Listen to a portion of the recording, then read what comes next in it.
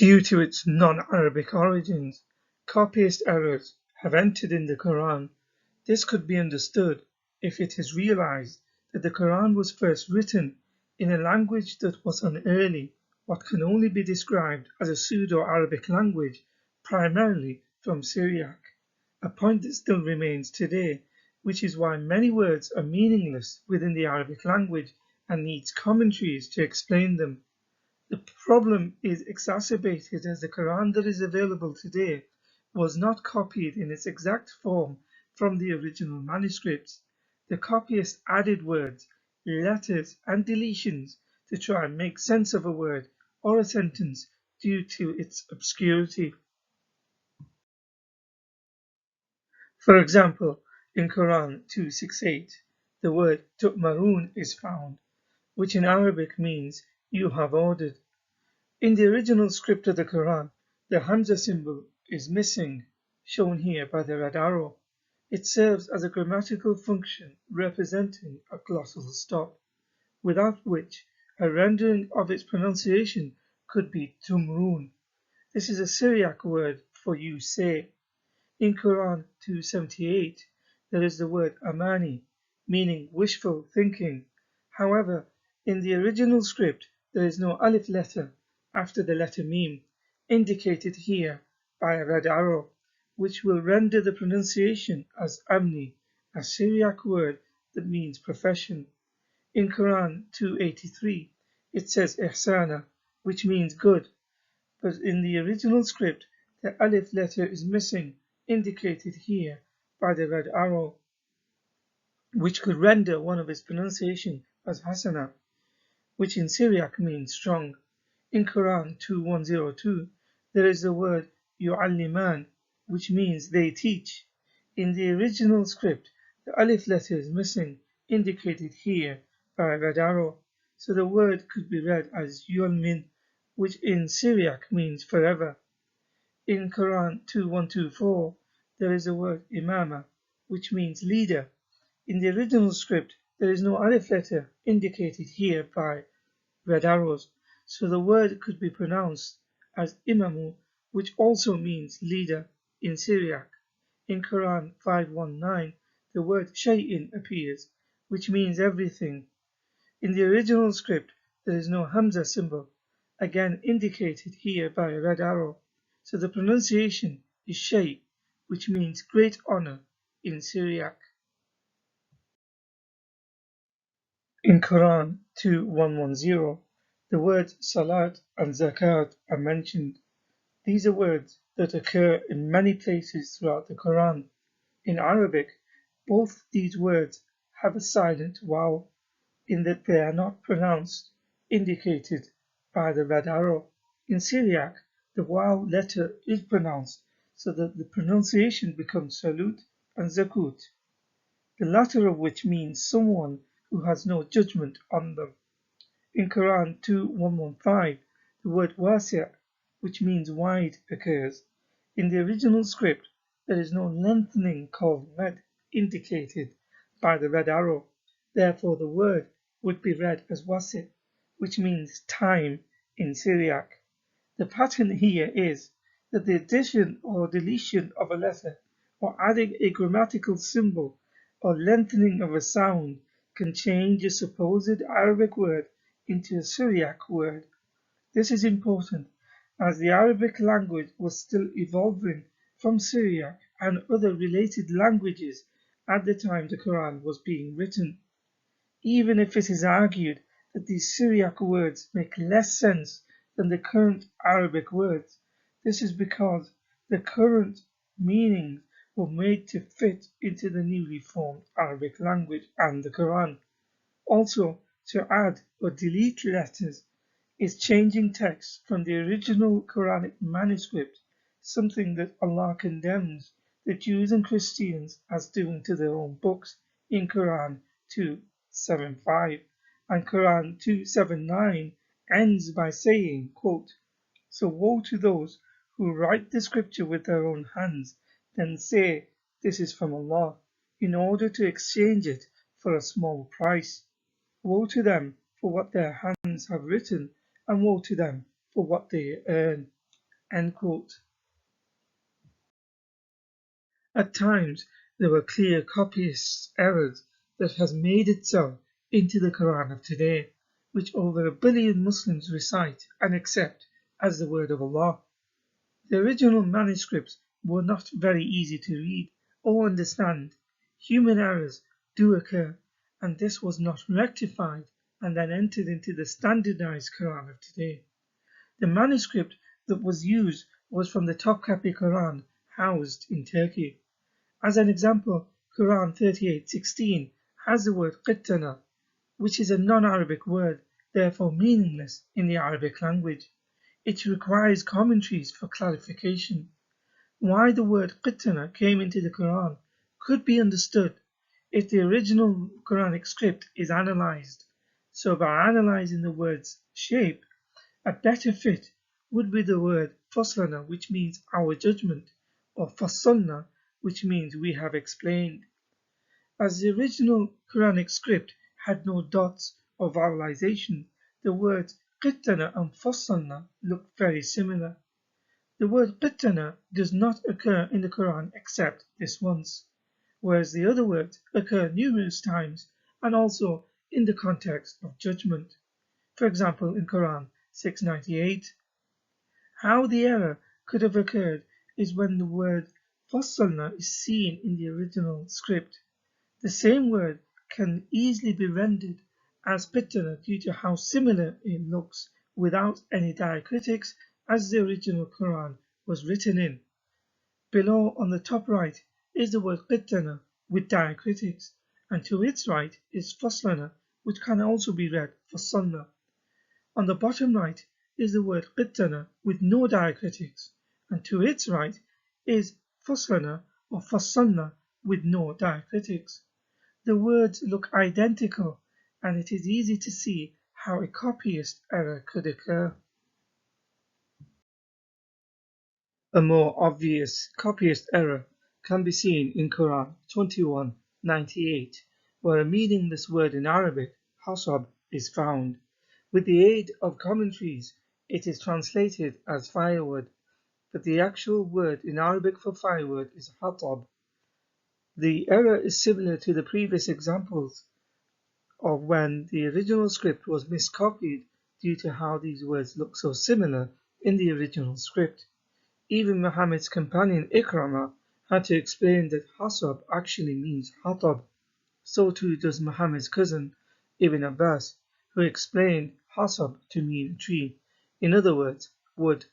In Tafsir at-Tabari, on the explanation of the verse, it says both Ali and Aisha read the verse with the word hatab, not hasab. Within Quran chapter 111, verse 4, the word is correctly written, and within Quran 72:15, the word again appears correctly, albeit this time it is written with a nonation indicating an indefinite article, appearing as hataba. How the mistake could have occurred in Quran 21:98 can be seen in the below. The word hasab and next to it is hatab. On the top, the two words are written with some diacritics and distinguishing strokes which the original Quran did not have. On the bottom line, it can be seen how these two words look so similar without any diacritics at all. In Quran 29:64, the word al-hayawan is found. This word is translated as life. However, within modern standard Arabic, this word means animals, so named as they were created beings that were given life by Allah. However, the appropriate word in Arabic for life is al-haya or al-hayat, used in the Quran and also found in the same verse. Why one word became read as al-hayawan and the other read correctly lies in the reading and transmission of the word from the original script into the modern Quran, in that some parts of it was more easily read than other parts. Below on the top right is the word al-hayawan, and next to it is al-haya with the diacritics. Below are the same two words without any diacritics. They look almost identical. In Quran 26:63, a meaningless Arabic word, Tawd, is found.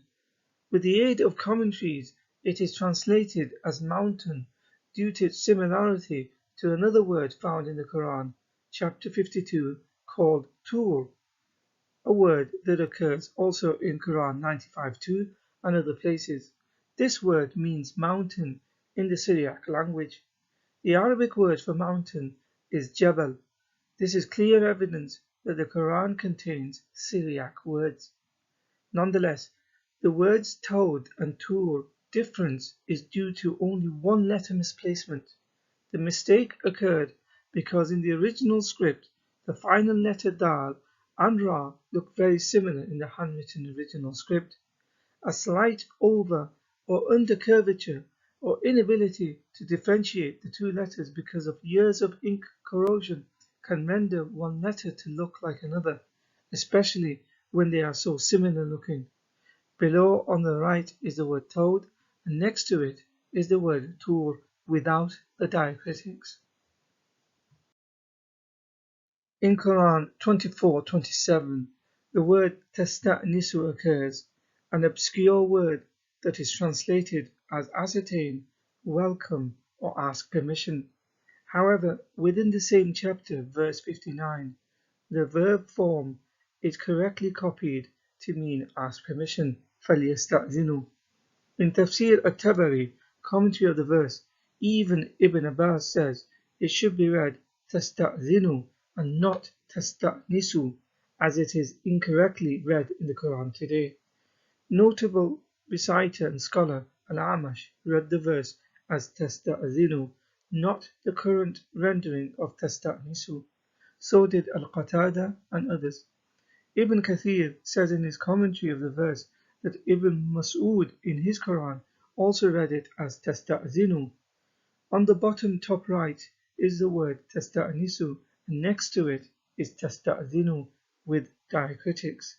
Below it, in the original Quran, is what both the words would look like without any diacritics, which is very similar and explains how this mistake could have come about. There is a more clear evidence that shows how copyist errors have crept into the Quran. In Quran 13:31, there is a word, Ya'asi, which no one knows the meaning of. Numerous translators and commentators have given a multitude of explanations. Scholars from Basra say it means to know, but this is Ya'lam, not Ya'asi. In Tafsir al-Qurtubi, Ibn Abbas, Muhammad's uncle and learned scholar, is quoted as saying it is a copyist error. He says, quote, I think the writer was sleepy. A link is provided below with more evidence. Instead, the word should be yatabayyan, which means to explain or clarify. The below shows how this mistake could have occurred. On the top right is ya'asi, and next to it is yatabayyan with diacritics. Below are the two words without any diacritics. They almost look identical.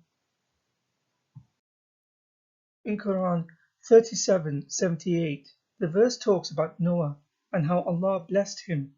The verse contains the word tarakna, which means we left. So the verse is translated as, and we left him among later generations.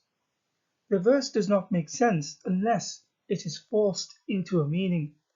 However, in the same chapter, verse 113, it has the word barakna, which means we blessed, talking about Abraham and his progeny. In the original script, these two words are indistinguishable. Verse 78 would make more sense if it read as barakna, we blessed, rather than tarakna, we left. On the top right is tarakna, and next to it is the word barakna with diacritics. Below it are the two words without the diacritics. These two words are identical as they would have looked in the original manuscript. In Quran 17:23, the word qada is used, which means decreed. At-Tabari in his tafsir explains that in Ibn Mas'ud's Quran, the word is read as wassa, which means entrusted, as it is found in Quran 2:132, as well as in Quran 42:13, and in Quran 2:117 it has the word qada. However, in the original script, the writing was without diacritics, or smudged and not clear in other parts. This is how copyists' errors crept in. At-Tabari also says that Ubay bin Ka'b, like Ibn Masud, read it as Wassa in his Quran, as did many other early prominent Muslims. The same description is repeated in Tafsir al-Razi by Fakhruddin al-Razi. In this particular example, these mistakes came about because the difference between the two words is when the letter waw was joined to the letter sad. Thus the word came to be read with a qaf letter to make it the word qada, decreed. How the mistake could have happened can be seen below. On the far right is the word wasa because the waw is separate from the letter sad. In the middle, the letter waw is being joined to the letter sad.